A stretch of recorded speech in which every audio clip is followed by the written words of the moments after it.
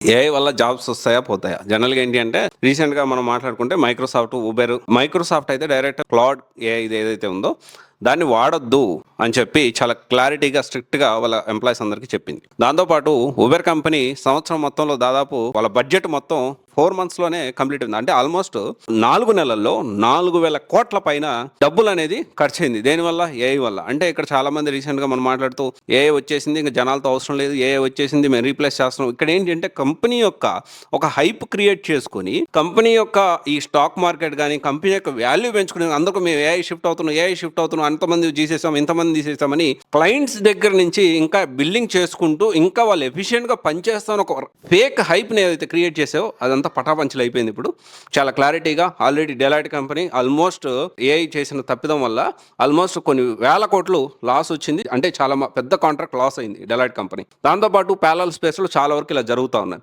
అయితే ఇక్కడ ఏఐ వల్ల పోయిన ఉద్యోగాలు, కాస్ట్ కటింగ్ పేరుతో పోయిన ఉద్యోగాలన్నీ మళ్ళీ వస్తాయా అంటే అవుననే చెప్తా ఉన్నారు. దానికి సంబంధించిన మళ్ళీ భారీగా సాఫ్ట్వేర్ జాబ్స్ అనేవి పెరగబోతున్నాయి. This is true and coming డేస్లో జరగబోతుంది. అయితే ఇప్పుడు దాకా ఏదైతే ఏఐ వల్ల ఉద్యోగాలు పోతే, ఏఐ వల్ల అయిపోయింది సాఫ్ట్వేర్, ఇంక రోడ్డు మీదకి వస్తారు అనే వాళ్ళు ఎవరైతే ఉన్నారో ఇప్పుడు ఏమంటారో చూడాలి. డెఫినెట్లీ ఏఐ అనేది కొత్త జాబ్స్ క్రియేట్ అవుతుంది.